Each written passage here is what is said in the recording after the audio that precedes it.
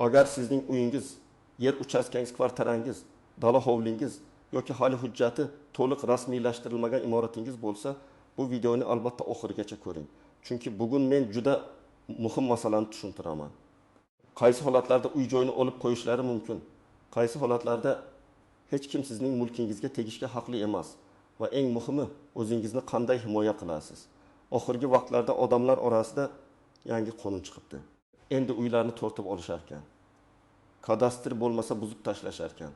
Davlat xohlasa istalgan uyni olib qo'yar ekan degan gaplar ko'paydi. Men bunday vahimali gaplarni ko'p eshityapman. Shuning uchun bugun men mutaxassis sifatida masalani oddiy tilda misollar bilan kim xavotir olishi kerak, kim xotirjam bo'lishi mumkin, hammasini birma-bir tushuntiraman. Videoni hozirroq like bosib qo'ying, kanalga obuna bo'ling. Chunki bunday ma'lumotni bilmaslik odamga juda qimmatga tushishi mumkin. Ba'zan bitta hujjat yetishmagani uchun odam yillar davomida qurgan uyini himoya qila olmay qoladi. Avvalo bitta narsani aniq qilib olaylik. Qonuniy rasmiylashtirilgan kadastr hujjati bor.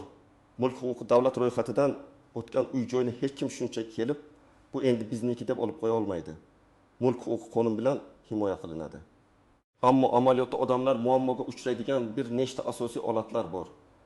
Birinchi holat yer yoki uy davlat va jamoat ehtiyojlari uchun olinishi mumkin. Masalan, yo'l qurilishi, metro, ko'prik, maktab, shifoxona, elektr tarmog'i, gaz quvuri, suv inshooti, katta infratuzilma loyihalari sababli ayrim hududlar davlat ehtiyoji uchun ajratilishi mumkin. Lekin bu degani uy egasini ko'chaga chiqarib yuborishadi degani emas. Bunday holatda kompensatsiya masalasi bo'lishi shart. Ya'ni mulkdorga bozor qiymatiga mos tovon puli, boshqa uy-joy yoki kelishilgan boshqa shaqadagi qoplama berilishi kerak. Ikkinchi holat hujjatsiz qurilgan uylar. Ko'p odamlar men bu yerda 20 yildan beri yashayman. Otam qurgan, mahalla biladi, soliq to'laganman deydi. Lekin huquqiy jihatdan eng asosiy narsa bu kadastr, yerga bo'lgan huquq, qurilishga ruxsat. Mulk huquqining davlat ro'yxatidan o'tgani. Agar imorat o'zboshimchalik bilan qurilgan bo'lsa, ayniqsa davlat yerida, zaxira yerida, yo'l bo'yida, kanal atrofida, muhofaza zonasida yoki boshqalarning yerida qurilgan bo'lsa, xavf ancha yuqori bo'ladi. Uchinchi holat bank krediti yoki ipoteka qarzi. Agar u ipotekaga garov qo'yilgan bo'lsa va qarz uzoq vaqt to'lanmasa, bank sud orqali yoki ijro tartibida garov mulkini sotishga chiqarishi mumkin. Bu davlat uyini tortib oldi emas. Bu qarz majburiyatining oqibati. Ko'pchilik kredit olayotganda shartnomani oxirigacha o'qimaydi. Keyin esa uyimni olib qo'yishmoqchi deb hayron bo'ladi. To'rtinchi holat sud qarori. Agar uy firibgarlik yo'li bilan olingan bo'lsa, meros nizosi bo'lsa, oldi-sotdi shartnomasi haqiqiy emas deb topilsa, aliment yoki katta qarzlar bo'yicha ijro ishi ochilgan bo'lsa, sud qaroriga asosan mulkka taqiq qo'yilishi yoki sotuvga chiqarilishi mumkin.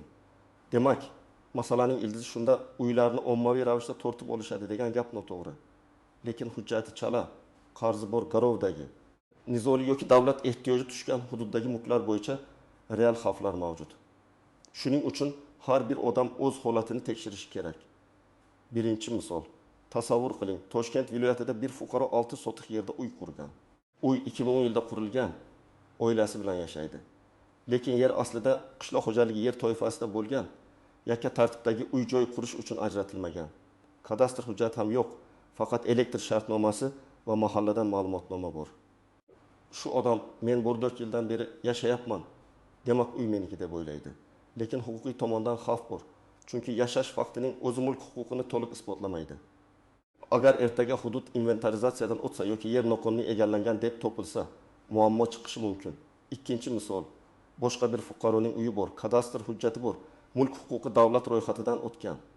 Uy 5 sotix, bozor qiymati taxminan 900 million so'm. Shu hududdan yangi yo'l o'tishi rejalashtirildi. Bu holatda fuqaro qo'rqib, uyimni buzib tashlashadi, hech narsa bermaydi deb vahimaga tushmasligi kerak. U kompensatsiya talab qilishga haqli. Bog'lash jarayonida uy, yer, yordamchi binolar, devor, darvoza, mevali daraxtlar, ko'chish xarajatlari, vaqtinchalik ijara xarajatlari kabi masalalar hisobga olinishi mumkin. Eng muhimi, fuqaro hech qachon og'zaki va'daga ishonib uyini bo'shatmasligi kerak. Hamma narsa yozma kelishuv, qaror, baholash hujjati va to'lov kafolati bilan bo'lishi lozim. Uchinchi misol, bir oila ipoteka asosida 400 million so'mga kvartira oldi. Boshlang'ich to'lovni to'ladi. Keyin 2 yil davomida kreditni to'lab bordi. Lekin ish yo'qotildi. To'lovlar 7 oy kechikdi. Bank avval ogohlantirish yuboradi, keyin qarzdorlik oshsa sudga murojaat qilishi mumkin. Agar qarzdor hech qanday chora ko'rmasa, garovdagi kvartira realizatsiya qilinishi mumkin. Bu yerda eng katta xato bankdan yashirinish, telefonni ko'tarmaslik, xatlarni olmaslik. Aksincha, bankka borib restrukturizatsiya, to'lov muddatini uzaytirish, grafikni qayta ko'rib chiqish, vaqtincha imtiyoz so'rash kerak. 4-misol. Aka-ukalar otasidan qolgan hovlida yashaydi. Uy otaning nomida, ota vafot etganiga 8 yil bo'lgan. Meros rasmiylashtirilmagan. Aka uyni o'z nomiga o'tkazmagan, uka esa Rossiyada ishlaydi. Keyin aka uyni sotmoqchi bo'ladi yoki uy davlat ehtiyoji uchun olinadigan bo'ladi. Mana shu paytda meros muammosi chiqadi. Notariusga vaqtida bormagani, meros hujjatlari tayyorlanmagani sababli kompensatsiyani kim oladi? Mulk kimniki? Ulushlar qanday taqsimlanadi degan nizo boshlanadi. Shuning uchun meros masalasi ham uy xavfsizligining eng muhim qismidir. 5-misol. Odam kvartira sotib oladi. Pulni beradi, lekin oldi sotdi shartnomasini notarial rasmiylashtirmaydi. Ishonchnoma bilan yuraveraman, egasi tanish, keyin o'tkazamiz deydi. Oradan 3 yil o'tib sotuvchi vafot etadi yoki uning qarzdorlari chiqadi. Natijada xaridor o'zini mulkdor deb biladi, lekin hujjatda mulkdor boshqa odam. Bunday vaziyat juda xavfli. Uy uchun pul to'laganingizni isbotlash boshqa. Mulk huquqini ro'yxatdan o'tkazish boshqa narsa. Uy sotib olayotganda eng xavfsiz yo'l bu notarius orqali shartnoma, to'lovning rasmiy tasdig'i, kadastr tekshiruvi va davlat ro'yxatidan o'tkazishdir.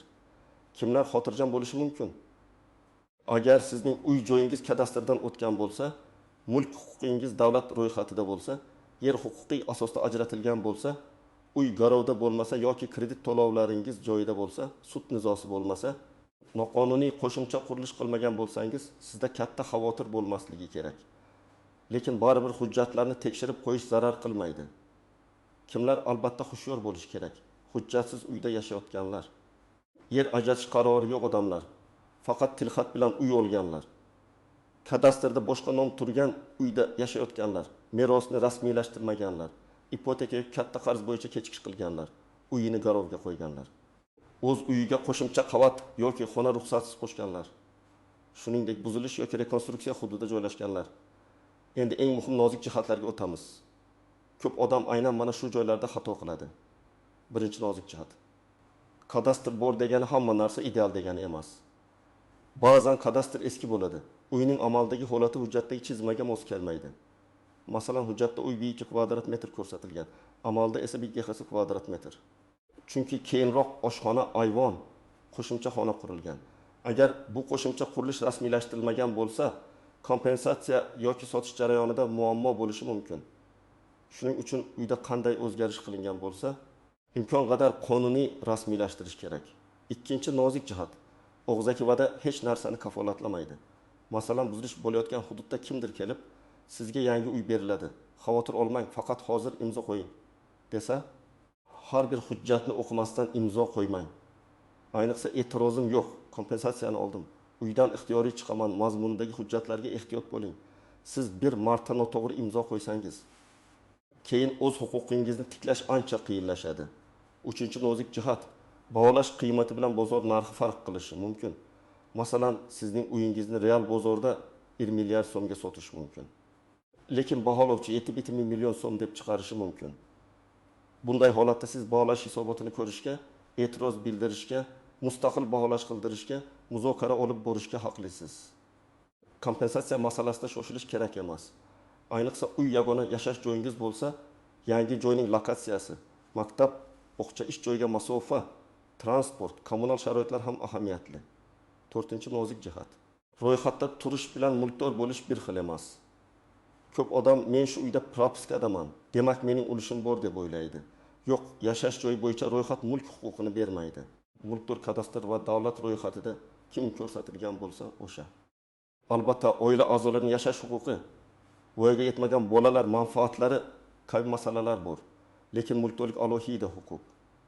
5-nozik jihat, uyda voyaga yetmagan bolalar bo'lsa, sotish yoki ko'chirish jarayonida qo'shimcha talablar bo'lishi mumkin. Masalan, bolalar ulushga ega bo'lsa yoki ular manfaatiga ta'sir qiladigan bitim bo'lsa, vasiylik va homiylik organlari bilan bog'liq tartiblar kerak bo'lishi mumkin. Bu masalani e'tiborsiz qoldirish keyinchalik bitimni bekor qilishgacha olib borishi mumkin. 6-nozik jihat, amnistiya bo'ladi. Keyin rasmiylashtiraman deb kutish xavfli. Ayrim davrlarda hujjatsiz uylarni qonuniylashtirish bo'yicha yengilliklar bo'lishi mumkin. Lekin har bir yengillik hamma uyga taalluqli bo'lmaydi. Masalan, muhofaza zonasida, xavfli hududda, boshqalarning yerida, noqonuniy egallangan davlat yerida yoki shaharsozlik talablariga zid qurilgan imoratlarni rasmiylashtirish rad etilishi mumkin. Shuning uchun hamma qonuniy bo'lib ketadi deb kutish to'g'ri emas. 7-nozik jihat. Suddan kelgan qog'ozni e'tiborsiz qoldirmang. Ba'zi odamlar men sudga bormasam hech narsa bo'lmaydi deb o'ylaydi. Aslida esa sud ishni sizsiz ham ko'rib chiqishi mumkin. Keyin qaror chiqariladi, ijro varaqasi ketadi. Hisob raqamlar bloklanadi. Mulkka taqiq qo'yiladi. Shuning uchun suddan, bankdan, ijro byurosidan, hokimlikdan, kadastrdan kelgan har qanday rasmiy xatni darhol o'qing va javob chorasi ko'ring. 8-nozik jihat. Qo'shni bilan chegara nizosi ham katta muammoga aylanishi mumkin. Masalan, siz devornida santimetr qo'shnining yeriga surib qurgan bo'lsangiz, yillar o'tib qo'shni sudga beradi. Sud ekspertiza tayinlaydi. Kadastr chegaralarini tekshiradi. Natijada devorni buzish, yer qismini qaytarish majburiyati paydo bo'lishi mumkin. Shu sababli yer chegarasi aniq bo'lishi, kadastr chizmasi amaldagi holatga mos kelishi juda muhim. Endi men sizga aniq qadamlarni aytaman. Bu qadamlarni bajarib chiqsangiz, xavflarni ancha kamaytirasiz. Birinchi qadam, hujjatlaringizni yig'ing. Uy yoki kvartira bo'yicha kadastr pasporti, davlat ro'yxatdan o'tganligini tasdiqlovchi hujjat, oldi sotdi, hadya, meros, almashtirish yoki boshqa asos hujjati, yer ajratish qarori, ipoteka shartnomasi bo'lsa, bank hujjatlari, kommunal to'lov kvitansiyalari, soliq to'lovlari. Barcha eski qaror va ma'lumotnomalarni alohida papkaga joylang. Hujjatlarning skaner yoki telefon orqali sifatli nusxasini ham saqlang. Ikkinchi qadam, mulk kimning nomida ekanini tekshiring. Ko'pchilik uy bizniki deydi. Lekin hujjatni ochib qarasa, uy marhum boboning nomida yoki oldingi egasining nomida turadi. Buni aniqlash uchun kadastr organlariga, davlat xizmatlari markaziga yoki tegishli elektron xizmatlarga murojaat qilib, ko'chmas mulk bo'yicha ma'lumotni tekshirish kerak. Agar uy boshqa nomda bo'lsa, darhol rasmiylashtirish jarayonini boshlang. 3-qadam, meros masalasini cho'zmang. Agar mulkdor vafot etgan bo'lsa, notariusga murojaat qiling. Merosxo'rlar kim, ulushlar qanday, kim voz kechadi, kim qabul qiladi? Hammasi qonuniy tartibda rasmiylashtirilishi kerak. O'zimiz kelishib olganmiz degan gap oilaviy tinchlik uchun yaxshi bo'lishi mumkin. Lekin huquqiy himoya uchun yetarli emas. 4-qadam, agar uy hujjatsiz bo'lsa, vaziyatni yashirmang, aksicha aniqlang. Qaysi yerda qurilgan, yer toifasi qanday, oldin qanday qaror bo'lgan, mahalliy hokimlik, kadastr, arxitektura, davlat xizmatlari markazi orqali imkoniyatlarni tekshiring. Rasmiylashtirish mumkinmi yoki yo'qmi? Yozma javob oling. Og'zaki bo'ladi yoki bo'lmaydi degan gapga tayanmang. 5-qadam. Ipoteka yoki kredit bo'yicha kechikish bo'lsa, bankka birinchi bo'lib o'zingiz boring. Arza yozing, daromadingiz kamaygani, vaqtinchalik qiyinchilik, to'lov grafikini qayta ko'rib chiqish. Muddatni uzaytirish yoki qarzdorlikni bosqichma-bosqich yopish bo'yicha taklifingizni ko'rsating. Arizani 2 nusxada topshiring. Qabul qilinganligi haqida belgi oldiring yoki elektron tarzda yuborsangiz, tasdiqni saqlang. Bank bilan muloqotni hujjatlashtiring. 6-qadam, buzilish yoki davlat ehtiyoji haqida gap chiqsa, quyidagilarni talab qiling. Birinchidan, rasmiy qaror yoki asosi ko'rsatsin. Ikkinchidan, baholash hujjatini bering. Uchinchidan, kompensatsiya turi va miqdori yozma ko'rsatilgan bo'lsin. 4-dan, to'lov yoki yangi uy berilishi bo'yicha aniq muddat bo'lsin. 5-dan, kelishuv matnini advokat yoki huquqshunos bilan o'qib chiqing. Uy bo'shatishdan oldin kompensatsiya masalasi to'liq hal qilinganiga ishonch hosil qiling. 7-qadam, hech qachon bo'sh qog'ozga imzo qo'ymang, keyin to'ldiramiz, shunchaki ro'yxat uchun. Hamma qo'yapti degan gaplar juda xavfli. Har bir imzo qo'yadigan hujjatingizning nusxasini oling. Agar sizga nusxa berishmasa, bu o'ziyoq xavotirli belgi. 8-qadam, qo'shimcha qurilishlar bo'lsa, rasmiylashtirish imkonini tekshiring. Uyga qo'shilgan xona, 2-qavat, do'koncha, garaj, ayvon, ombor, hovli devori kadastrda aks etganmi? Agar yo'q bo'lsa, keyin kompensatsiya, sotish, meros yoki ipoteka jarayonida muammo bo'lishi mumkin. Ruxsatsiz qurilgan har bir kvadrat metr kelajakda nizoga sabab bo'lishi ehtimoli bor. 9-qadam arza va shikoyatlarni to'g'ri yozing. Agar huquqingiz buzilayotgan bo'lsa, murojaatda hissiyot emas faktlar bo'lsin. Masalan, men falon manzildagi uy egasiman, kadastr raqami falon sanada menga og'zaki ravishda uy bo'shatish talab qilindi, lekin rasmiy qaror va kompensatsiya hujjati taqdim etilmadi. Menga qonuniy asoslarini yozma ravishda berishingizni, baholash hisobotini taqdim etishingizni, kompensatsiya masalasini hal qilmasdan majburiy ko'chirish choralarini ko'rmasligingizni so'rayman. Mana shunday aniq yozish kerak. 10-qadam kerak bo'lsa mutaxassisga murojaat qiling. Har bir ishda advokat kerak bo'lmasligi mumkin, lekin katta qiymatdagi uy, buzilish sud, ipoteka, meros nizosi, hujjatsiz yer kabi masalalarda huquqshunos maslahati sizni katta zarar va xatolardan saqlab qoladi. Ba'zan odam 5.000 so'm maslahat pulini tejayman deb 5 million so'mlik mulkini xavf ostiga qo'yadi. Yana bir muhim maslahat. Qo'rquv bilan emas, hujjat bilan harakat qiling. Kimdir Telegramda vahimali audio yuborsa darrov ishonavermang. Kimdir hammaning uyini olishar ekan desa, birinchi savol bering. Qaysi qonun, qaysi modda, qaysi qaror? Har bir yangilikni rasmiy manbadan tekshiring. Mulk masalasida mish-mish eng yomon maslahatchi. Bugun men sizga eng muhim narsani tushuntirdim. Qonuniy uy joyni hech kim shunchaki tortib ola olmaydi. Lekin hujjatsiz qurilish, noto'g'ri rasmiylashtirilgan meros, ipoteka qarzi, garov, sud nizosi, davlat ehtiyoji, ruxsatsiz qo'shimcha qurilish kabi holatlar real xavf tug'diradi. Shuning uchun har bir oila o'z uy hujjatlarini hozirdan tekshirishi, yetishmayotgan joylarni to'g'rilashi va hech qachon og'zaki va'daga ishonib imzo qo'ymasligi kerak. Agar sizning uyingiz bo'yicha shubhali holat bo'lsa, hujjatlaringizni yig'ing. Mulk kimning nomida ekanini tekshiring. Kadastr va notarius masalasini hal qiling. Kredit bo'lsa, bank bilan muzokara qiling. Buzilish bo'lsa, rasmiy qaror va kompensatsiyani talab qiling. Endi sizdan so'rayman. Siz yashayotgan hududda ham uylarni buzish kompensatsiya. Kadastr yoki hujjatsiz qurilish bo'yicha muammolar bormi? Izohlarda yozib qoldiring. Men keyingi videolarda eng ko'p uchrayotgan savollarga alohida javob beraman. Videoni foydali deb bilsangiz, like bosing, yaqinlaringizga yuboring va kanalga obuna bo'ling. Chunki uy-joy masalasida vaqtida bilgan odam o'zini ham, oilasini ham, mulkini ham himoya qila oladi.